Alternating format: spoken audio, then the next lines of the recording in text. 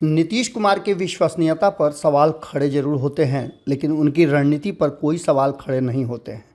इसके साथ साथ हमारा तो ये भी मानना है कि नीतीश कुमार ने जिस तरह से सत्ता पर बने रहने के लिए साम दाम दंड भेद का प्रयोग किया, जिस तरह से रणनीतियाँ की, वो कहीं से नाजायज़ नहीं है।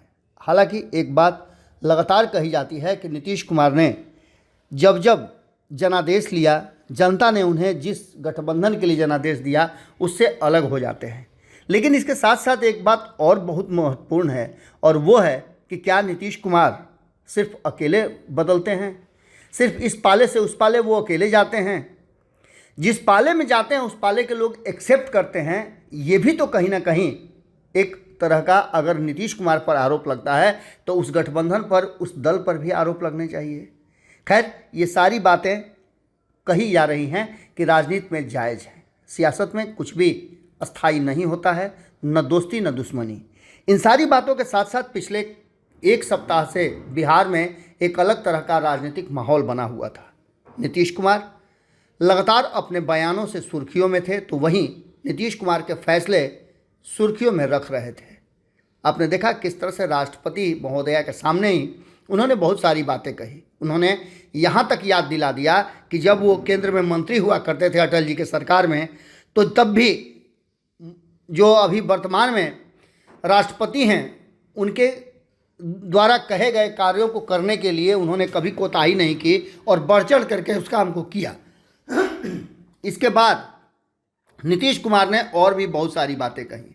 उसी मंच से नीतीश कुमार ने कहा कि भारतीय जनता पार्टी के लोगों के साथ उनका रिश्ता बहुत गहरा है, ये रिश्ता उनके जीते जी समाप्त नहीं हो सकता है।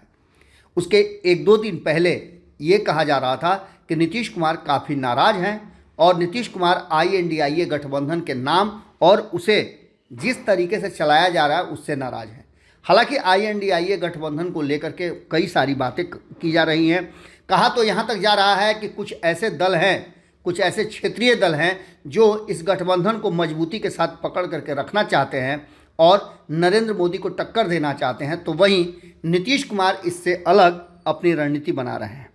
इन सारी बातों के साथ जब नीतीश कुमार पर दबाव बनना शुरू हो गया, ये राष्ट्रीय जनता दल की तरफ से बयान दिया जाने लगा कि नीतीश कुमार ने जिस भारतीय जनता पार्टी के सामने बिलबिलाए, गिड़गिड़ाए, लेकिन वहाँ उन्हें कुछ नहीं मिला, वो अब भारतीय जनता पार्टी से दोस्ती रखना चाहते हैं।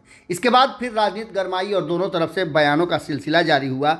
लेकिन इन सारे बयानों पर कहीं ना कहीं विराम डालते हुए कल जो नीतीश कुमार ने एक बयान दे दिया वो काफ़ी महत्वपूर्ण है और उसके बाद से पूरी तरह से बिहार की राजनीति ही बदलने वाली है। आपको बता दें कि क्या नीतीश कुमार नरेंद्र मोदी की राह निकल पड़े हैं?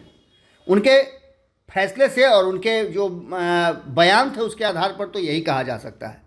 नीतीश कुमार मीडिया से बातचीत कर रहे थे और इस बातचीत के दौरान उन्होंने और भी कई सारी बातें कही, लेकिन जो मोतिहारी में उन्होंने बयान दिया था उसको लेकर के मीडिया ने जिस तरह से उस बात को रखा, उससे उनकी काफ़ी नाराज़गी थी। इतना ही नहीं, एक सवाल और खड़ा हुआ कि नीतीश कुमार ने तेजस्वी यादव को बच्चा कहते हुए कहा कि अब यही सब संभालेंगे। इस बात पर भी अभी चर्चा चल ही रही थी कि इसी बीच में नीतीश कुमार ने मीडिया पर कहा जा रहा है कि गलत बयानी और गलत ढंग से चीज़ों को, तथ्यों को रखने के कारण अब मीडिया को बयान नहीं दिए जाने की बात कही। आपको पता है कि प्रधानमंत्री नरेंद्र मोदी भी मीडिया से रूबरू नहीं होते हैं, बल्कि उनके बयानों को मीडिया तक पहुंचा दिया जाता है।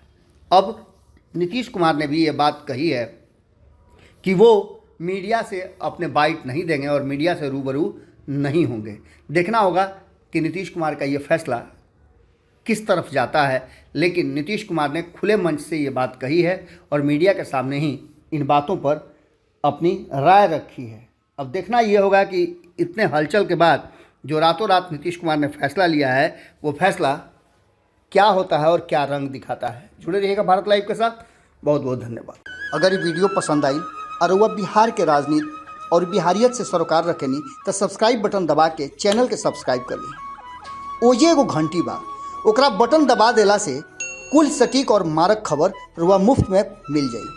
अगर रुआ पत्रकारिता के हमनी के नया प्रयोग में सहयोग कर चाहतानी तो ज्वाइन बटन दबा दी।